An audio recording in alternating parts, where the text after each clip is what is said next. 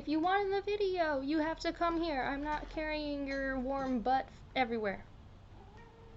I don't know if you guys can hear him, but he's right there being a butt. Now, it is reading rush week. Woo! I don't know. It's a normal week for me, but I'm following challenges. But yeah. So reading rush, I'll link the stuff down below. I have a TBR video.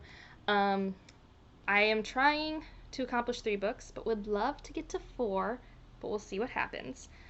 For birthstone, genre, and other continent challenges, I am currently reading Ninefox Gambit. Guys, I am only 41 pages in. I love this book. I don't really know what's happening. Let me preface this. This is definitely an Angela is masochistic, loves to be confused. This is not a book. If you want to know what words mean, no. There's not even a glossary. Like, there's just a whole bunch of jargon for this world that I am trying to figure out, and I just don't care. I just don't. I just love it. It's very densely complicated, really cool science fiction, and it's a very pretty cover. Like, I know this is a library book, so it's a little beat up, but look at that blue. Look at this blue. I really like it. That's my birthstone. Apparently, blue topaz. I don't know. I think topaz can also be brown. I don't know, guys. I'm not big into that. But I don't really know what's happening. We have Kel Charis. She is real smart, real good with math. There are like these things people can do. They're called like formations when they're in battle, because this is like one of those space military sci-fis, at least so far. We got Kel versus the Eels. Well, I don't think it's just the Kel. I think it's the Hexarchate. I don't really know how to say it. It's also not even capitalized, so like, I don't know. And that has like 6 factions, and the Kel is one of those 6 factions. Normally the more like, what I can tell in 40 pages, the infantry faction. And they are fighting these eels, and part of how they work somehow, don't know how, they get to do these formations that can like block certain bullets and stuff, but I guess the eels have now learned how to like, they use a lot of other words, but I'm thinking of it as hacking the system or making their own system so that these formations don't work. But like on the fly, Charis was able to like adjust, and that made the higher ups be like, well, that was low-key heresy, but like, we also need you for this really important mission. So I'm actually at the point where we're now at the back of the book synopsis, so I don't consider anything I've said a spoiler, because it also doesn't make sense. But I'm very excited because there is a character that I've been alluded to and I know a little bit about, but is mentioned on the back here, and I'm like, oh, I am very excited to meet this person, and I have not met them yet. So yeah, I am having a real geeky time with this. This is not for sci-fi newbies. If you're here and you're like, I want to try out sci-fi, not this. Maybe this. Haven't read it yet, but I read Exhalation, it was great. But not this. No, this is for people who you want a real good challenge. You want to sit down and potentially take notes so you can connect your thoughts, like, which is fun. But like, if you want a book to hold your hand, it has not done that for me so far. We'll update as we go. Other books I hope to read: The Testaments by Margaret Atwood. Need to finish that duology because I like finishing things, and it works for inspired a movie. Again, I cheated. Inspires a TV show, but it came out after the TV show. I don't care. Testaments is for that. And when I get to go to my boyfriend's place to hang out, I will be reading Riot Baby by Tochi Onyebuchi, and it's going to be great. And so yeah, if I do finish any of these things up, I don't know what I'll pick up. I have a lot of thoughts. I feel like I should pick up Steel Frame. That is on my TBR. It's a longer one.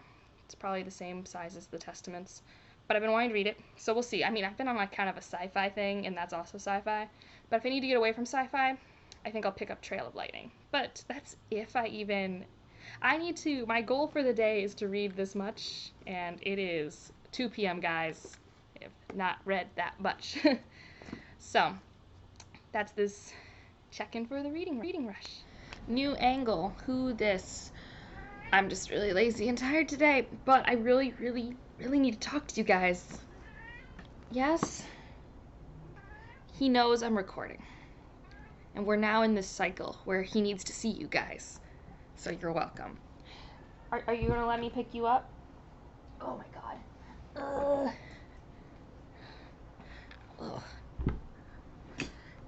The things I do for you, cat. Alright, so he's in my lap now. He's content. It's a new angle, I know. I'm just too lazy. We're only actually like 90 degrees different and like a foot away from where I normally am. I'm just tired, and this is where the computer is. But I needed to talk to you guys about Ninefox Gambit. I'm about this far. So I think I expressed in the first clip that I am obsessed with how confused I am, but I'm obsessed. I'm taking notes. There is a non-zero chance that I haven't made one of those describing and explaining the world videos, because I feel like for all the fantasy I've read, there's plenty of really good videos out there, and I wouldn't do a great job, but there's like no video for this. And this world is bananas, awesome, crazy sauce. Like, I was trying to explain this at Quarantine Pages, what I think's happening. And I think it was Chloe from Thistle and Verse, who you should check out. They do very thoughtful reviews. Was just like, you should totally vlog your like half-assed experiences or things. Because right now I'm guessing a lot. Because this is what I will call aggressive world building. It is, I think in the first chapter, you are given 20 to 30 terms and ideas that are not explained even really in context clues. It's aggressive. It is hard to go into with that, which is why I think I want to make that world building video. So, because I want people to read this, because one of the best characters of all times in this book, but you're not going to make it if you're very confused and don't like that, like me, if you're not a masochist. But there's Xiao Jiedo. I don't actually know if that's how you say it, but he is this undead, crazy, best tactician of all time who is like helping this person who's usually just a captain in the military but was brought up to general to work with this person to help stop heretics. And yeah, he's great. But this world, there's a lot. I think I mentioned in the last clip how I'm like comparing what they're calling calendars to iOS and versus like PC or Droid or other systems. You got that going on. It seems though like I'm gonna put you down now because you must be happier on the floor. But so you have these things called calendars, and they seem to matter for their technology, which are real weird technology. Like, it's not magic. It seems to be very based off math and models, and I think my hypothesis is that we're really so if you know a little bit about relativity, space-time is kind of like the map of the universe. I don't understand it past that, if I'm being honest. I didn't take general relativity. It's intense. But basically, I think if you can control like the time variation, that's how they can change the universe in small ways to make their cool technology work. But where they are has to be in that time space, and it seems like that's tied to humans and how they think and go with the religion and things like that. Like, it seems that I don't know if I'm on the good side of history, first of all. I'm on a perspective of people who I'm like, I am not convinced you're the good guys. I am not convinced I'm not rooting for the heretics. I'm not convinced. If you've read a lot of sci-fi, you know, if you're in a military sci-fi, should you trust the first military you meet, or even the second? Probably not. It's kind of my instinct. But it seems like if they control their population, then everywhere they are, it follows their calendar, their holy calendar? I don't remember what it's called. But it seems like the heretics have their own calendar, and having their own calendar means their own technology works, and then the other technology doesn't work, and that causes problems. And yeah, also Cherish is the main character and is very good at math, so obviously math nerd self identifies with a female character who cares about math. And it's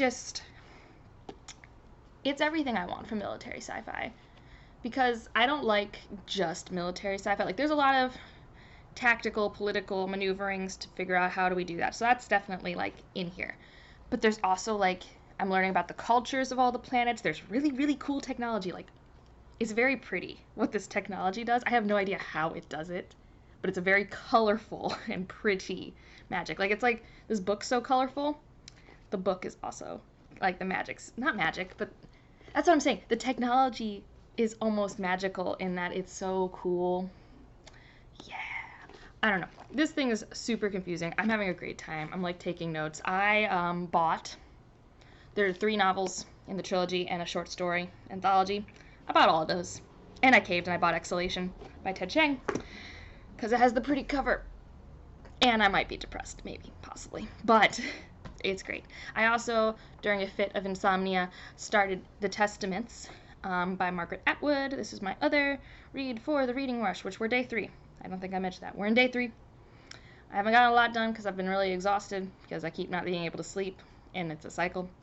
But The Testaments is the same world as The Handmaid's Tale, and it looks like it's different primary source material, so different people. And I think I was right to kind of pick it up and relate it to the TV show, because I think one of the perspectives might be Aunt Lydia. I don't know. I'm early days. I'm only like 20 pages in. Seems like there might be more than one perspective. What's really throwing me is I read Handmaid's Tale earlier this year, like in January, like before a good portion of you knew I existed on the internet. And I really liked it, but I expected it to go by faster because I'm used to dystopians going by faster. But it was so, the proses were so dense and beautiful that I kept sticking in every sentence, and I actually ended up annotating that to try out annotating because everyone was putting out their how I annotate videos, and I was like, oh, that's kind of cool, maybe I should try. Mistakes, I'm not good at it. But I was used to that dense internal monologue approach to the narrative, and this one so far is almost reading way more like what I'm used to in dystopian, much more fast-paced, if that makes sense. Like, I'm not willing to say it's like reading like The Hunger Games or something like that, but it's definitely more digestible than I expected. So that's interesting. I'll see if I keep going, and I'm curious to look at reviews once I finish to be like, am I the only one who noticed this? Because it also won the Booker Award, which is a big deal. It and another book won it. So I'm just interested in that. So yeah, haven't started Riot Baby yet because I haven't gone to my boyfriend's house. I was going to maybe start at work yesterday, but I was working, so it didn't work out. So that's it for that. I love this book, and I'm not saying everyone should pick it up because it's bananas, but like, I love it. Like, it's so good. Alright, talk to you guys later. Hello, it is the end of the vlog, and I have glasses on because it's actually not that late, but they're new to me. Well, actually, they're an old frame, but they're new lenses because the last ones, the astigmatism was kind of messed up. So hopefully these are fixed, but if you've ever had glasses, you know that getting a new pair is always an experience. Like, it's like reprogramming your brain almost, so I'm trying to wear them more, even though I usually only wear these at night. But also I've had really bad insomnia, so like I also haven't slept a lot, so my eyes really are tired too, so contacts, wear on them. But let's talk about things I've read, the happy things. I finished Ninefox Gambit. I really liked it. Yeah, right, Pooja? Wasn't it great? He just wants to lick all the salt because it's 99 degrees in Boston. It's only 80 in the apartment, but hear me, only 80. But it's really interesting. I'm very excited for the sequel because I hear it only gets better from multiple people, and I really think this is such a strong start. I think I know in the last vlog I was mentioning that like Way of Kings is a super strong start, but I think this is a stronger start, especially with pacing and page count and stuff. So I don't know, I really liked it. I don't know what my rating is for it because yeah, I don't know. I'm actually like working on like not revamping how I rate books, but thinking about how I rate books. Does that make sense? Like, I do think there is like a process in my brain that does it, but I don't articulate it to myself well, and I want to articulate it to myself in a more consistent way. So yeah, also sorry if you're seeing reflections. I don't really know what's going on. I think it's the light over here. So if I just stare at you like this, it'll be fine. But yeah, so I finished that. I really liked it, and I'm definitely, for sure, you might get 2 videos on Ninefox Gambit, one the review and one world building, but for sure you're gonna get the world building video because I need more people to read this book, and I know its world building is intimidating, so I want to get rid of that barrier. Like, just Quickie's guide to this world, and then you can jump right in, I guess, similar to I'm sure other people do this, but I just see it on Daniel Green's channel, the you should know before reading this sort of idea. I've also finished Riot Baby. This is a book I've been meaning to read for months and have finally gotten around to. And it was actually interesting because, on a whim, this is not a movie channel, but we ended up getting a bunch of Spike Lee stuff from the library, because libraries, you think, if you have missed Blockbuster, if you know what a Blockbuster is, just go to the library. So we got Do the Right Thing, which was a Spike Lee movie, which I did not know. That's on the cover. That's Spike Lee. Did not know that. He plays the main character in this, Mookie. And this movie that we got separately from me reading Riot Baby is mentioned in Riot Baby. So I actually understood the reference that they were making in the story, and it also provided good context, because Riot Baby takes place in a couple places, but one of the locations is Harlem. Now, Do the Right Thing's Brooklyn. They are different, but it helped me visualize, I think, what like the community and character interactions in the book, I think, was helpful to me, having watched Do the Right Thing. Especially, there's like these banter moments between characters that like were initially hard for me to understand until I watched the movie. It was very interesting. But Riot Baby as a whole, I've been trying to think of what I think about it. And I think this is the book that made me start thinking, how do I rate books? Because, like, did I enjoy reading it? It was heavy. It was hard. I don't know if I quote-unquote enjoyed my time. Like, was it well written? Yes. I liked some of the concepts and things. Like, you have siblings, and one of them kind of has almost like mutant powers. At least that's how I thought of them, as like an X-Men mutant, where they could see the future, but also they had like some telekinetic abilities. They could also like read people's like memories and thoughts. Like she had a lot of powers, and she also had issues controlling them. So it kind of reminded me of Jean Grey. And then the brother like has his own stuff. I think part of it is that this book was written, I mean, he started writing it in 2016, and it was published the beginning of this year. And I think the saturation that we've had in the recent months of the themes that are very prevalent in the book, I just felt sad a lot while reading it, and I didn't feel like, I don't know.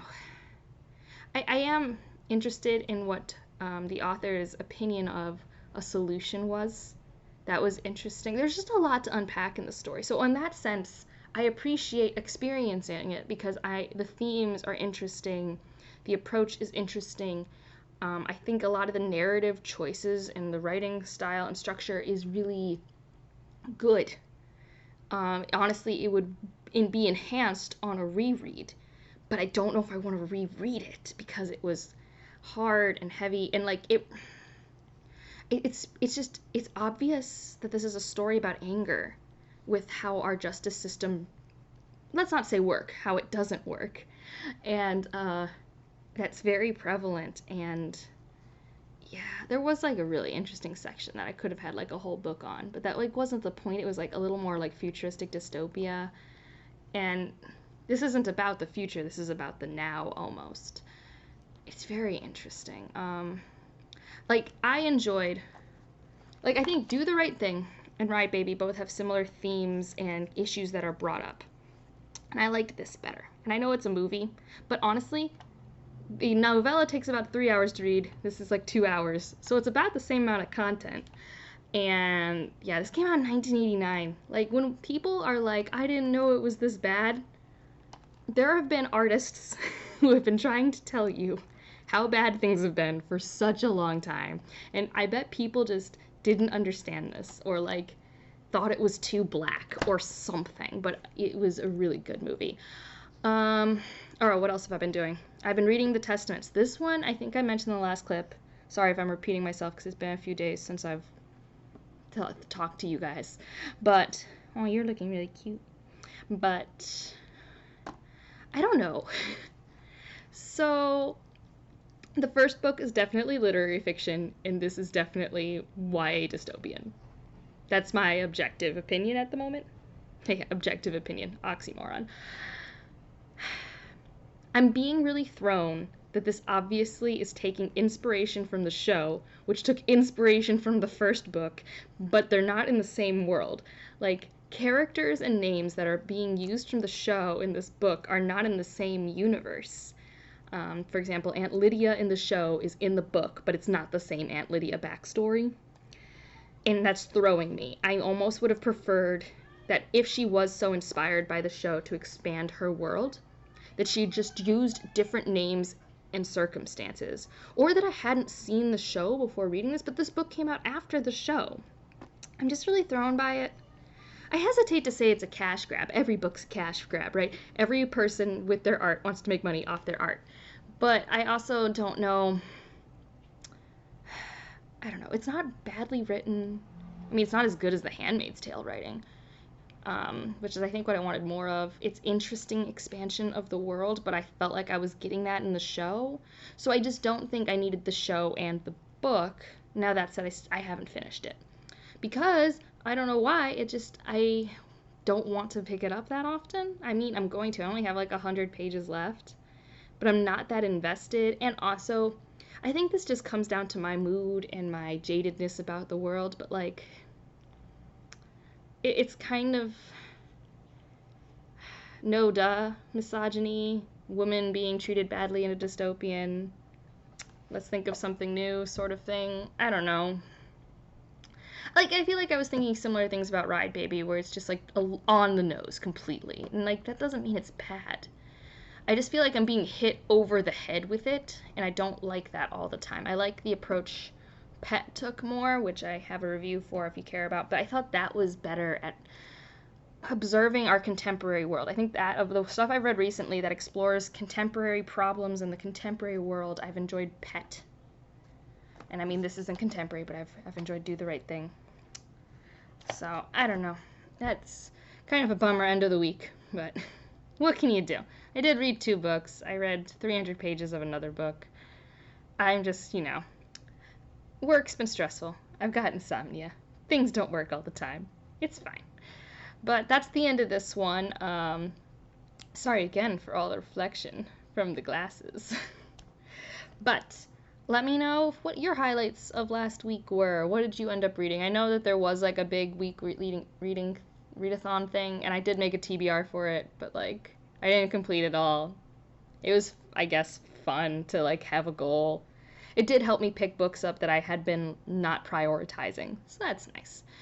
But yeah, that's it. I mean, you saw the cat. He's pretty cute. Oh, this is definitely my mood every day.